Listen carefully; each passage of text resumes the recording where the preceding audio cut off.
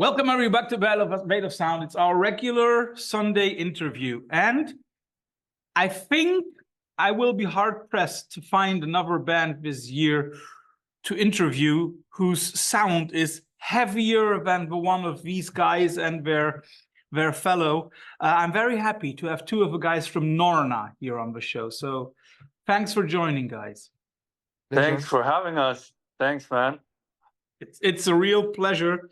And the first thing that we always ask, is there some kind of band, merch, shirt, something from your own stuff or from friends that you would like to pluck at the moment? I'll give you a moment to think while I pluck what I'm wearing today, a wonderful Sacred Bones Records label. Maybe not as heavy as Norna, but emotionally strong stuff coming out from there. So is there anything that you guys would like to suggest to our audience? Oh, no. Yeah. Shit, my connection is weird. So yeah, everything's cut for me. So sorry, what was the question again? Because... So is there anything that you would like to plug today, Christophe, or also Tomas? Well, I'm wearing a blank white t-shirt today, so no promotion here. And I'm wearing... Oh, you're wearing hats. That's a cool band. Yes. That band splits years ago, but yeah. Well, really good band from Germany, right? Yeah. And they also have some really good follow-ups. If you want to check out something on our website, we've done a lot of stuff with Heads, and we are doing a lot of stuff with Death by Gong. So if you want to keep up with some of the Heads guys are doing, just visit our website.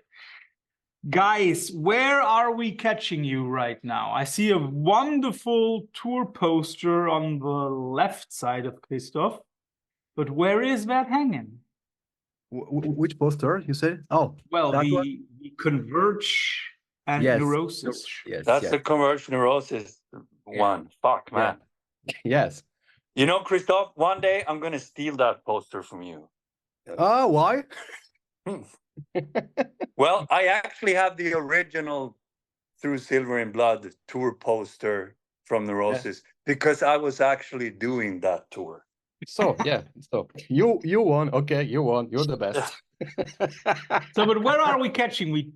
Where are we catching the two of you right now? Where are you? I'm at my workplace. I'm in the tattoo shop.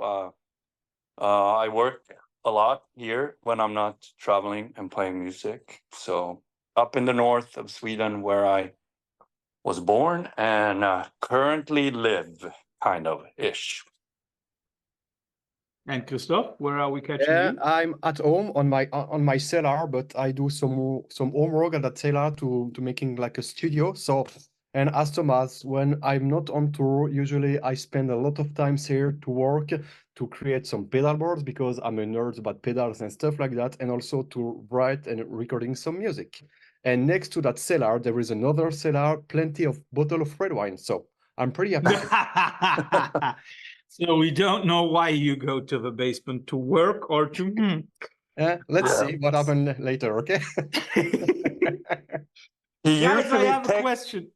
He usually texts me from that room very late at night, 1, 2 o'clock in the morning, usually about music stuff, but there's usually wine involved also. Yeah. But water from now. Okay, water today. Yeah, he says it and then it's vodka. Come on, that's...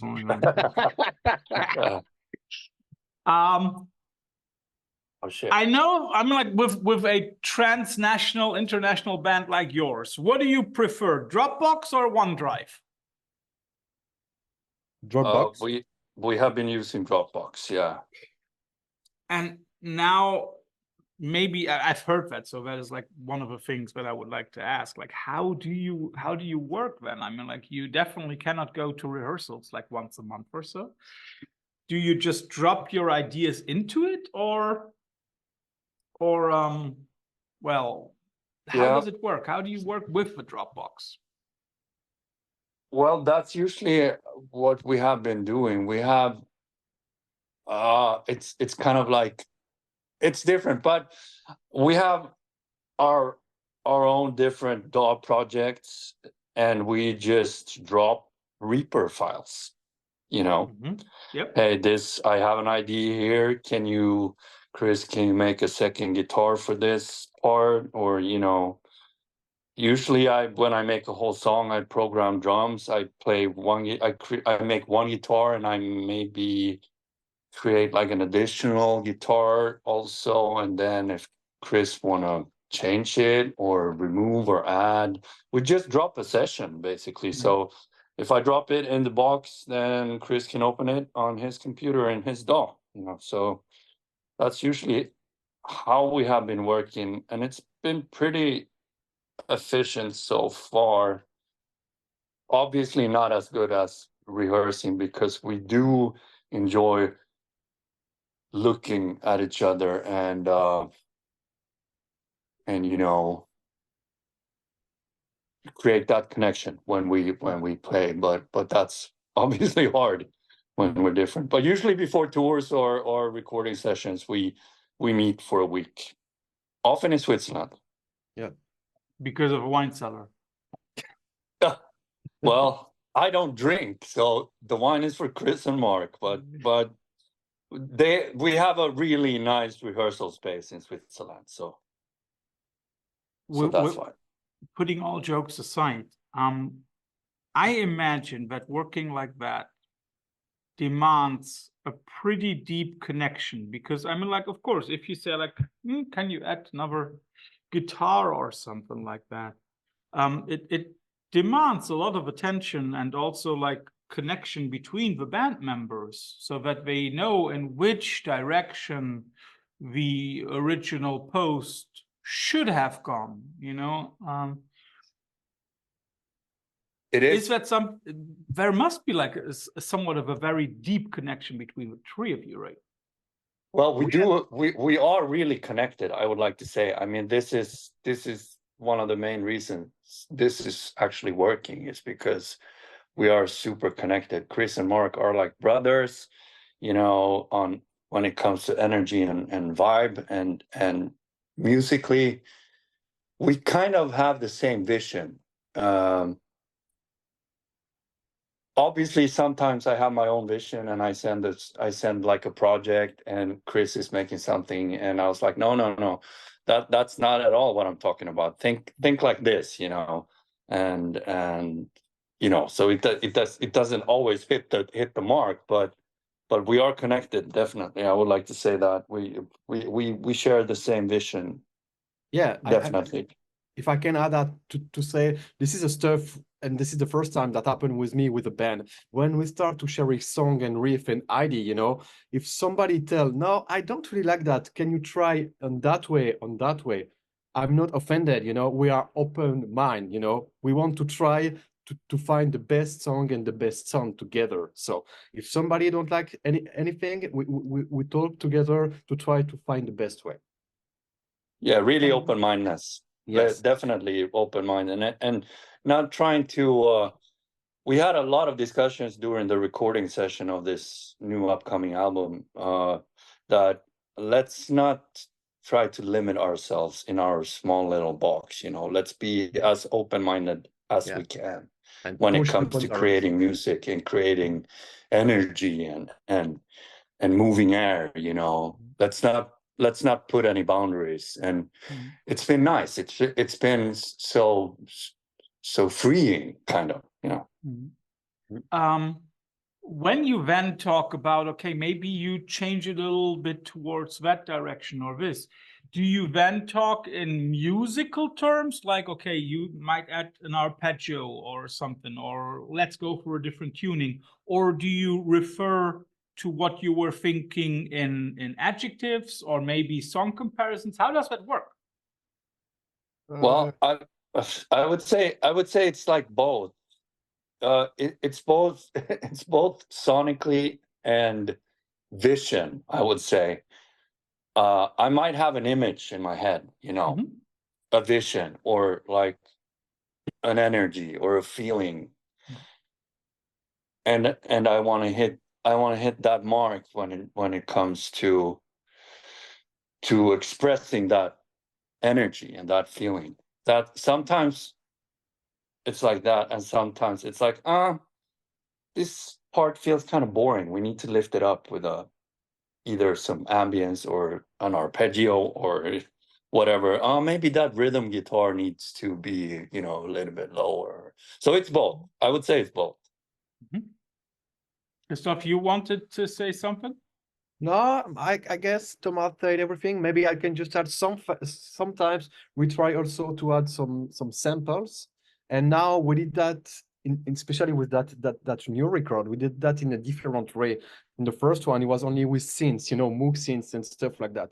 But for that album, it was really interesting because I recorded a lot of noise with my phone on the street, and we trashed everything. So sometimes, yes, when we are confronting to have like a bad riff or something, and we want to add something, sometimes we add some scary samples. Some scary samples. That is something that I also wanted to talk about, because you are a band that is not opposed to using samples, vocal samples or movie samples or wherever they come from. Who comes up with the ideas for these samples? For example, on the new record, it's the second track which has a very nicely interwoven sample, I would say. Well, I guess it's both me and Chris. We actually met a week up in the north, basically just to create samples and vocals. Yeah. And so I guess I wouldn't say Marc is really part of that. That he's not really into that part of the creating stuff when it comes to the ambient and the sampling stuff. Of course, Marc has really great ideas, and usually when we create something, he's like, "Oh, that's perfect," or maybe we can move it, or you know, do it a little bit. He has great ideas, but he usually never takes part in the process. But I say both you and me, Chris, we kind of I would say we do that together, and for me especially, I tend to walk away from. I like riffs that are like mantras, you know, it's really repetitive, and because it kind of creates its own. The song kind of creates it becomes its own entity in a way, you know, when you repeat stuff like way too many times, and I like that idea, and sometimes you kind of get lost in it, and you need to kind of wake up, and that's where like a sample or some ambient stuff can enter, you know, the process. It's very interesting that you say that. I mean, I can imagine that you're talking about like songs being entities. I can see that, because after a certain kind of repetition, I always notice with a lot of bands, and with Norna also very, very clearly, that the longer the repetition of a heavy pulling riff is, the more my own body adjusts to it. Is that something that you want to achieve, like getting in sync with the audience in a way? Well, I would like to. That's my vision, definitely. I mean, like I said earlier, when I'm not listening to heavy music, I usually listen to mantras and chanting. I practice a lot of meditation, you know, and stuff. So that is, I would say that the mantra riffs, the repetitive riffs is definitely by choice. And I would say it is because like I said, it kind of it becomes its own entity in a way after a while, and I like that energy. You know, it just gives me it kind of gives me that right vibe, and of course I want to express that with the audience also. So it's definitely by choice, you know. I would say, and I'm trying to get away from, because it's also a technical stuff because we have a really harsh sound. If we're talking sonically, production wise, there's not really any idea to do any intricate and really weird riffs with our sound. It's not gonna come through anyway. So it's the interesting easier, the better, Yeah, it's interesting that you mentioned that. I've read a lot of descriptions for the sound of Norna. A lot of people seem to define you as sludge or post-metal, doom, whatever. It might be sludge. If we have to give the baby a name, then it might be sludge. But to me, you are playing in one league with very, very few bands, and that's something that I would like to call heavy as fuck. Yeah, and to me, at the moment, there are only 4 bands in this category. Indian from Chicago, LLNN from Copenhagen, Friends of us. Walk Through Fire from Stockholm, I think. Okay. And then you. Oh, well, that's Thank you, good. Well, First of all, a good league to be in from your point of view. Well, yeah. LLNN and Indian are friends of ours, so that's a good start. Yeah.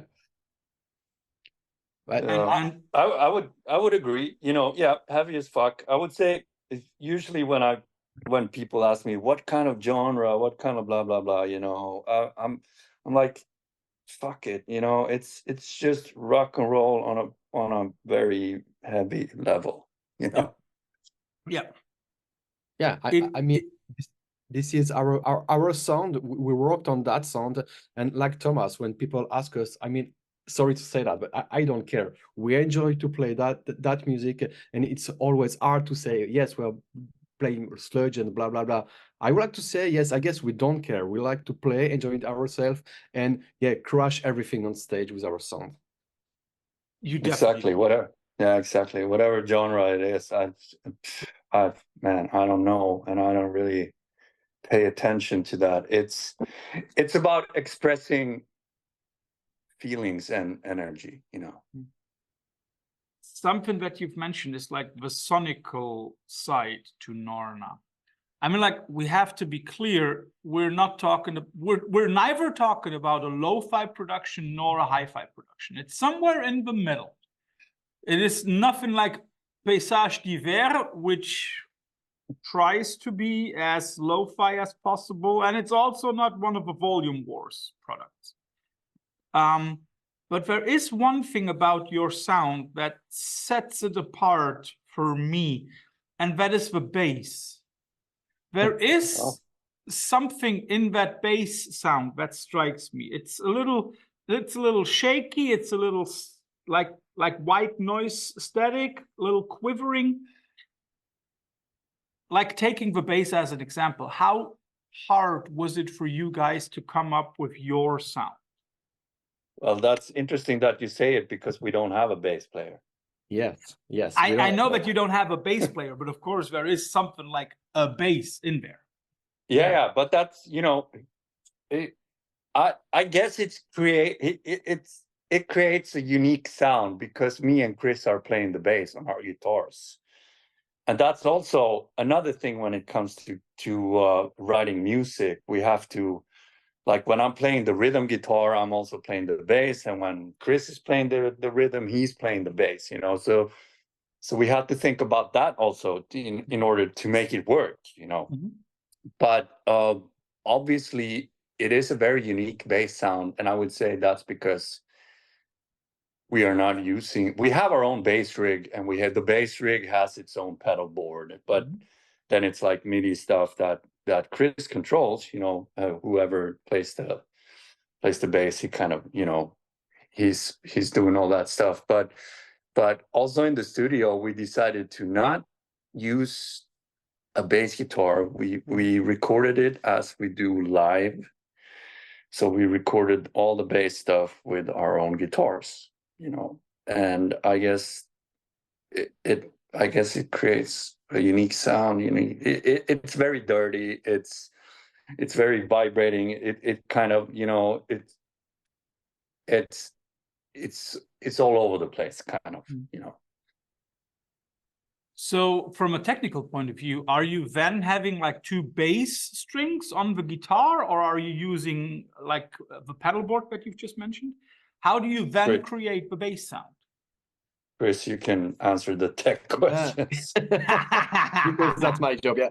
No, I created a pedal board who can recreate the sound from the bass. So it comes from the pedal boards, but I spent a lot of time to find something, you know. And at the beginning, I bought like a technical and very high technological pedal. But at the end, the better I found, sorry, it was an old Pog and then an old distortion from Sweden. This is only two pedals who created that sound, and just a MIDI stuff to switch between if it's Thomas is playing the bass or if it's me. But it's only two pedals who created that sound. That's amazing. And a good fucking bass amp.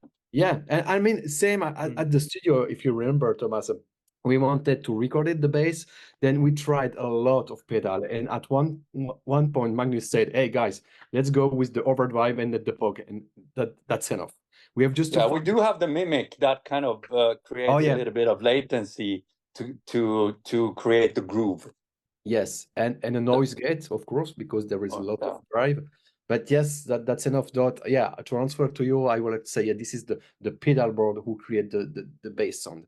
And also, yes, we have to find the good guitar with the good pickups, because we tried a lot of guitars in the studio when we recorded the bass, and the Nebel one, if you remember, Thomas. Yeah. And we are not playing. I mean, you are playing 70 strings, 70, and I'm 62s, right? Yes. So it's not super heavy. It's heavy gauge, of course, but I mean, on the new album we did heavy detuned, so we need thicker gauge strings. But 62 and 70, not regular bass strings. It's still guitar strings. You know? It's very interesting because that sound is really unique. It's not, for example, if we come back to LLN, worst band name ever. Shit. It's, for example, it's not as clear and clean as LL. It has this vibrancy, and I think that's also part of it. What you've mentioned, Thomas, it's because of that dirtiness, with uncleanliness. It has got a certain breathing effect, you know, as if, you know, it's kind a heavy smoker over. after 40 years of getting his raspy voice, like, you know, kind of, and it's a little bit too much of it, so it's kind of over oscillating, if I can say, you know. So it's like it's kind of creating an out of phase thing, but in a good way, you know. Yeah. But if I can add something, this is also something I learned with people from Sweden, you know, because in Switzerland, we have like a square in my country, and we never want to push the boundaries in sound and stuff like that. But I will remember all my life, first time I worked with Thomas, it was like, fuck no, let's push the boundaries, you know. And with those guys, with Magnus and Thomas, more is more and more, you know, we have to push and push. And when we are happy, you know. In Switzerland, sometimes you're like, nah, I'm pretty happy, so let's do that in that way. But with those guys, like, no, fuck no, you're not happy, so push the boundaries. You're not happy. Yeah. You've just mentioned Magnus Lindberg, the producer of the album, who many of us will probably know from his work and role in Cult of Luna. The way I've listened to you now, it sounds as if Magnus is more than just the producer of a record. Would you agree to that?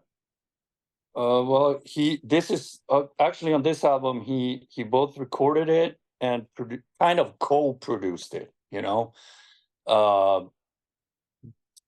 And actually, I was a little bit hesitant, not with having to work with Magnus. Magnus is an amazing person, but I was like, is he willing to actually create all this dirt on top of this album, you know? Or is he, he's a producer, he hears stuff that we don't hear, and is he like afraid to kind of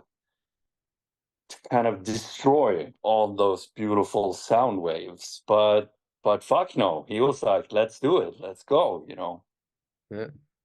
So, but he definitely did his part when it comes to producing, because we recorded it live in Stockholm, because that's how we prefer to do it. We can look at each other and play with each other, and sometimes we don't hear stuff, we don't see stuff that he does, so he can add stuff, and he definitely did that part really well. Guys, maybe just skip that part, or maybe just do it like this, and we were like, oh yeah, you're right. Yeah. So I would say co-producing. He was actually with us during rehearsal also. Rehearsal, recording, and yeah, because we rehearsed and kind of finished writing the songs in the studio a week before we started recording. So this is your second album. The first one came out in the middle of a pandemic. Is there any change in the procedures for writing, recording, or writing, rehearsing, recording for Norna? Did that change now that we have a little bit more freedom back after not having to deal with all the pandemic regulations? Well, we kind of did it the same way. The only difference was that we recorded it in Switzerland, the first album, in the Alps, in the mountains. And I was basically by myself on the airplane flying to Switzerland. And this time we did it in Stockholm with full of people around, and that's the main difference. But we did it practically in the same way. I went down there, we rehearsed, and finished writing the material in the studio, recorded live, and then I went home. So we basically did it the same way, right, Chris? Oh, yeah, right. The only difference was it was so much easier to travel, I can say. Oh, yeah. Yeah, instead of that, we did it in the same way. Yes, of course. Yeah, and getting gear was a lot easier also, because being in Stockholm, right in the city center of Stockholm, if we need some gear, it's easy to find it. When we went to Switzerland, it was like, oh fuck, Mark broke a drum head. We need to drive 2 hours to a different city to get from the mountains, to get a new drum head. So yeah, that was the main difference, I would say. Yeah, and maybe also in Switzerland we went to a beautiful cabin, to sleep, and this time we sleep on a garage, and it was it was Can't have it all. Yeah. No. Yeah. And I like the idea of getting away from poor recording sessions, because there's usually, if like for instance, now when we record in Stockholm, there's a lot of distractions, and I kind of like to get away from that and just being completely focused on what I'm doing. And that was a really good thing recording during the pandemic in the Alps in Switzerland, because we were in this remote rural area, and the only thing we could do was focus on music. But Stockholm is Stockholm, and it's a lot of distractions, so it was a little bit harder to find that focus. But yeah. Now, the other difference is that, if I remember correctly, the first record was released through Winter Records, right? And this one is released through Pelagic. Yes. How did the change come about? The old Stops connection? I mean, to make a long story short, it was the first album. We had a really good talk with the Winter guys. It's a new label. It's like they had no money, no nothing. It's like it's like new, and but they had heart, they had passion, they had like everything that we wanted, and it was full transparency. We was like, and we were like, yeah, let's do it. Let's let's see where what we can do with this. And we did it, and pretty, like it usually is, when they don't have the capacity to promote album, to promote a band, it's our natural growth kind of stepped in and say, hey, we need to do, we need a change here, in order for us to grow, we need to be looking for something else. Mm-hmm. Because yes, they had the heart, lovely guys, the best guys with heart and passion, but maybe not, they didn't have the capacity that we needed, they could not really do the work we needed, even if they wanted to, and they did. So we had to move on, and Robin reached out to me, he also did that for the first album, and we had a good long talk, and it felt good, so Yeah. so here we are now. Robin was also behind us since the beginning, right? Mm-hmm. And to be fair, when we took the decision yeah. to go on winter, he was a bit upset about that, if I'm right. Not really upset, but it was like kind of, why? Then Yeah, he wrote me an email and said, hey, Thomas, why the fuck didn't you approach me with this, Yeah. and I was like, of course I had you guys in mind, of course, Robin is a good friend of mine since way back, and but we had this connection with the winter guys, and we wanted to try a new thing, let's try to build something from scratch.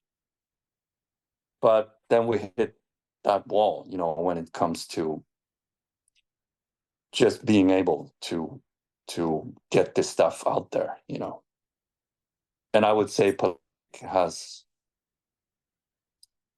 way more experience and way more, tools, Manpower also. Yeah, manpower to make that happen. Obviously, most of the work is up to us, of course. They can't do the interviews for you. Yeah, no, they can't. And of course, the booking agency is really important to us. If we release a new album, we need to promote it, Mm-hmm. So we need to tour and stuff like that. But I would say most of the work need to be done by us. We need to have the passion and the will, It's interesting that you mentioned touring, because there is something that I asked myself. I still remember Roadburn 2023 very well.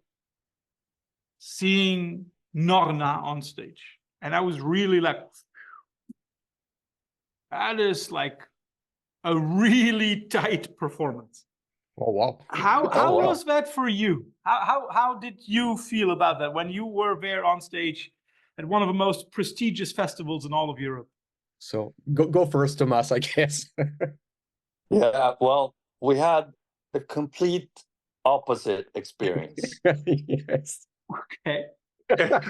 we actually talked about it we played a festival in Romania last weekend, and we talked about the Roadburn show, and we kind of came to the conclusion that it's probably our worst show ever.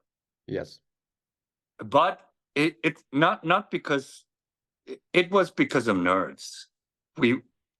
All of us, I mean, we usually don't get nervous, but we were fucking nervous. I was shaking before, and so the feeling was that we went up on stage and we just wanted to get out of there as quick as we could, because we were so fucking nervous, and we played the songs way too fast, and there was no, we usually before a show, we usually look at each other and we're like, okay, guys, breathe. Just breathe, you know.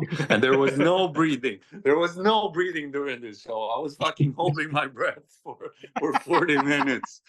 But it's because of the prestige, you know. It's because the Roadburn is Roadburn. I played there before, one time before, and it's like, man, it's the holy grail, you know. And the nerves kind of took over there. But we talked to people that saw the show, and obviously this is something that pretty much only we felt, because people say it was a good show, you know. Yeah. But this is always the thing. When often when you have a bad show, but this is only about you on stage. Often people say, "Hey, what a fucking show! It was amazing," and you're like, "No, I play like a crap," you know. But especially, or even if we play good, it's the feeling, you know. yeah. I mean, no feeling for me. It was, I had no feeling on stage, but we had the energy. You know? Yeah. This is, but no feeling. And as you said, we wanted to finish as soon as possible. I remember when we started the intro. Normally, you know, we wait like 31 minutes to go on stage. But when the intro starts, we run on stage, grab our stuff, tuning and waiting like that, and yeah, let's play now. It was Yeah. I wish and unfortunately it's like a blur, you know. I wish I had a little better memory of that show, but I mean, we did the job. Yeah. So well, there's always time for another round, right? Oh yeah, give us a couple years, probably we will be invited again, hopefully. Yeah, finger crossed. Yeah. And now something that struck me and that I have to ask, and that is for you, Christophe. I mean, like, I know, or most people should know, that you were in a pretty interesting band before Norna called Olten. Yeah, pretty interesting. Okay, but yeah. Very good, to put it like that. Okay, is that band still a band, or because of the Swede here, you know, like, we have to put it on ice for a few years? I would say it's still a band now. Sometimes we still talk about that band with Marc, but the thing is now, you know, we are 40s, we have family and kids, and we don't have the time and energy to be on two bands right now. Yeah. And the thing is, we have several issues with bass players on that band. That's why I wanted to have no bass players on Norna. This is an explication for you to know. And we are like, I don't have the feeling now. I want to start to write new material for Olten, you know, right now. I enjoy myself with Norna. And this is the first band I have when we are traveling everywhere and playing. Is so much easier, you know. We never scream on each other or stuff like that, you know. We understand each other, and that's so much easier. I have too much issue with Olten, so now I have just to wait, and maybe one time I will be like, okay, maybe it's time to write new stuff from Olten, or maybe that will never happen. To be honest, I don't know. It's the blur. It's a great band. I love the Olten albums. I think they're amazing, you know. And definitely. I guess it's also it's like a creative path for Chris and Marc to make all this ambient stuff, you know. And Chris is of course like a pedal nerd and a tech gear nerd, you know. So that's kind of like a good outburst for him, you know. Yeah, the Olten stuff. Of course, I also have to ask you, Tomas, with all the famous bands that you've been in, Breach, The Old Wind, Terra Tenebrosa, what else could I, so many. Is there any new material from one of these bands, or do you also now say, okay, I focus on Norna alone? It is 100% Norna now. It's 200%. That's what I want to do. I don't. It's the same with Chris. Like Chris said, I don't have time. I don't have energy to. I can't divide that energy. I want to focus 200% on this thing right now. And Breach is dead and gone. I mean, it will probably never ever happen again. We have talked about it, but no. And the old wind, no. This is like the old wind was. Well, A side project. Norna is what the old wind was, you know, kind of. It's the same vision, but the old wind was only me. I wrote the whole thing myself. So this is basically the same thing. And yeah, no, it's I want to focus on this right now, and the only thing I want to focus on, music. Understandably, and I would say, you know, if you guys continue this way, I think an album every 2 years, that's a nice progression. We would be happy about that. Yeah, but that could happen every 2 years is doable, I guess, if nothing really weird happened. But yeah. So, guys, first of all, thanks for all the insight into the new record and into the process that you are working through. But of course, I cannot leave you, or I cannot let you go from the Veil of Sound interview without having to go through the infamous quickfire round at the end. You two will each get 4 questions, and you always get 2 alternatives, like Pepsi versus Coca-Cola, cocaine versus heroin, Kamala Harris versus the idiot. Okay. You have to choose and give a short explanation, and we'll start with Christophe. Okay, let's go. As I'm the ready. young man here, Mr. Liljedal, was involved in Breach, I'll give you 2 Breach albums, and you have to tell me which one you prefer. It's Me, God, or Venom. It's Me, God. Why? It's hard to say. I would say it's about feeling. Maybe I prefer a bit the sound from It's Me, God, and also I discover Breach with It's Me, God. So Yeah. that's why.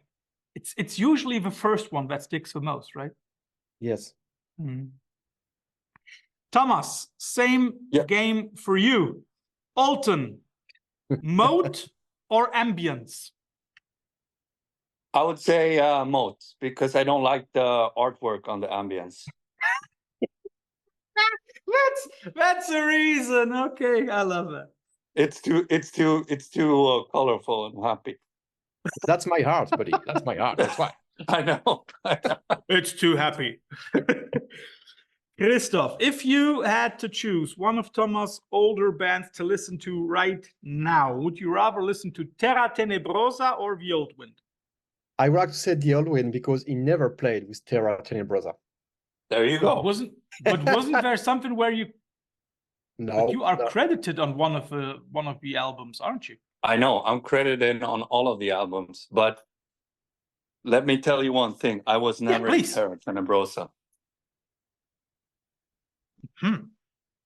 Gives even more mystique to it. Terra Tenebrosa is one guy, and it's a really good friend of mine. That's all I can say about it. Which is totally fine. So that is just a fake credit then,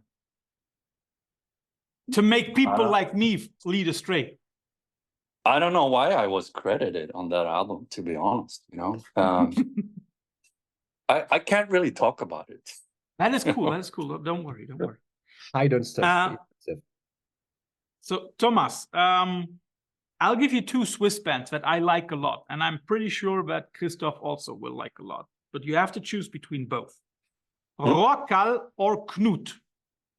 I would say Knut. Why? Because the other band I haven't heard that much of. Knut I've been listening to, not intensely, but still fair share, you know. But I would say my favorite Swiss band is probably Coil Guns. I like the energy, you know. Yeah, that is true. You know, watching them live, that is definitely something. Christophe, if you had to choose between Rokal and Knut, which one would you choose? Knut.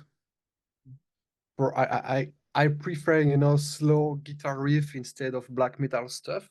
I'm really involved in black metal since now years, but yeah, I remember to listening. There really is a songs then, and they play that songs on stage with the band Isis or Isis. I don't know to pronounce if you remember. And we're like, ISIS, yeah. Isis. And we're like, what the fuck happened? And I listened that record a lot of times. So yes, Knut for sure. It's interesting that you mention ISIS because it's a very, very easy lead for me because ISIS released on the same label as the following two bands. And that again is for you, Tomas. Coalesce versus Botch. Both were on Hydra Head on some point. I would have to say Botch because I grew up with Botch. You know, it's one of my, when I was a teenager, hardcore kid, Botch was, you know, with other New York hardcore bands like Youth of Today, Burn, and Judge, you know, and after that, Botch for sure, you know. I like Coalesce also, but it's a little bit more Chaotic. chaotic, yeah. But I have like it's like I have a lot of memories from the Botch time, you know. Did you see them on their farewell tour this year? No, I did not, unfortunately. No. It was I've very seen a interesting lot of because YouTube clips, you know, but yeah. it's very interesting because I usually try to stay away from such farewell tours because they always end in some kind of nostalgia, brushing over the ugly parts. But Yeah. I've seen one of their shows here in Germany, and I must admit it was the same quality as like 20 years ago. It was amazing. I Really. bet, man. I bet. Amazing band. Yeah. Christophe, you will get two bands from the same realm, and you have to choose between Dillinger Escape Plan and Converge. Wow, that's tough. But I go with Convert for sure, yes.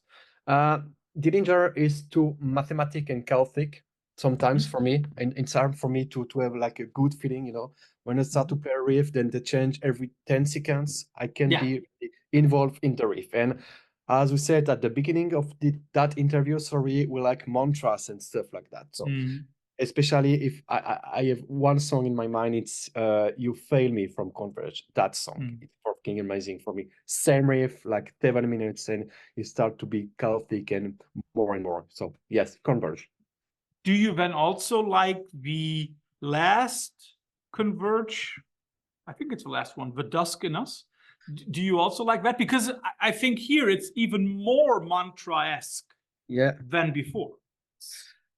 To be fair, so far I never took a lot of time to listen that album, but this is on my to-do list because I get back to running stuff and, you know, to run.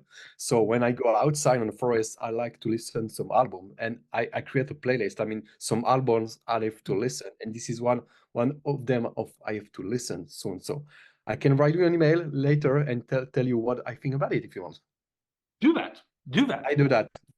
And Christophe, you are also a roadie for some bands. So I thought about giving you two songs by some British folks that you do work with. Charlie Big Potato versus Weak. I go for Charlie. I would also. Yeah, because Cass use 5 strings bass on stage, and when they play that song, this is so fucking groovy, you know, and I liked it. So yes, Weak is. And I also like the fact that it's not as overplayed on radio as. Exactly, yes. Tomas, you're last, and I'll give you two bands from a certain Swedish bands from up north that I'm very sure you know. The Deadly Rhythm versus Tannhäuser Derivé by Refused. Two songs off of The Shape of Punk to Come. This was also tough. You know, to start, The Shape of Punk to Come is probably one of my least favorite Refused albums. Okay. Yeah. Would you have preferred songs to Fan the Flames of Discontent? That's a better album, yes. So then can you name one track off of Songs to Fan the Flames that you like more than both of the ones that I gave you. What was the options of the two first options? Tell me Tannhäuser again. Dérivé versus the Deadly Rhythm. Well, I did not want to give you new noise. No, of course not. And I don't, to be honest, new noise is whatever, it's, I don't understand it. I would say the Deadly Rhythm for sure. It's just because maybe it's a song that hasn't been overly played. That is a problem with the new noise, right? I mean, it's an amazing track, but it's just heard way too often. Oh yeah. It's completely, dissolved in ashes.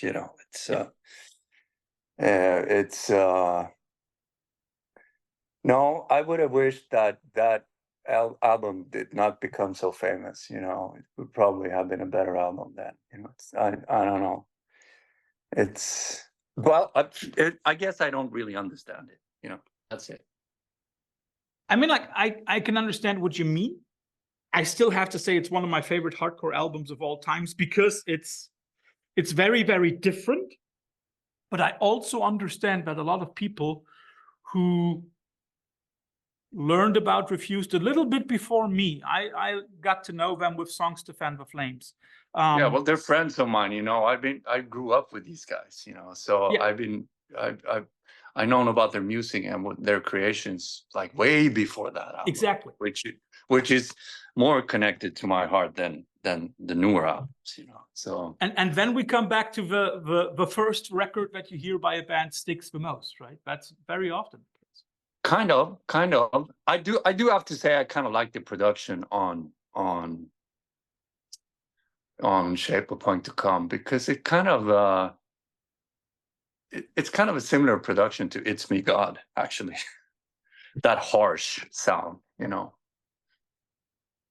I knew they switched to playing Fenders with single coils, and I was like, what the fuck? Why are you doing that? I don't like the twangy shit here, but like I said, I guess maybe I just don't understand it, Yeah, I think it's very simple. It's they wanted to sound more like Nation of Ulysses and less than Sigur at all. I guess it's their natural growth, whatever. Their vision. It's their music. They can do whatever they want with it. It's not up to me to tell them how to sound. Yeah, just like nobody should tell Norna how to sound, because nobody will get that dirt and grit on a record just like you guys at the moment. Exactly. And so for all the folks out there, if you haven't listened, when this comes out, you should have listened to the new eponymous Norna record already. If you have not done so, after finishing this interview, do nothing else, put on some headphones and listen to Norna, to the record. It's a really, really, really great record. It's one of the heaviest things you'll hear this year. And you can thank us later. Yeah. Afterwards, it comes out remember, soon there will be Bandcamp Friday anyway. So if you then purchase the record, the guys will be very, very happy. If you like what we do here, give us a subscription or give us a like on our socials.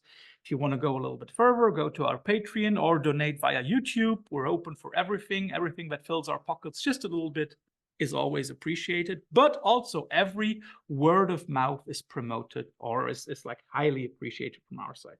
Tomas, Christophe, thanks for doing this. And I hope you have a good rest of your day in the blistering heat of mid-August here in Europe. We will. Thanks for having us, man. Yeah, thank you so much. Thank you so much. Have a nice day. Thank you very much. Have a nice day. Bye-bye. Cheers, Tomas.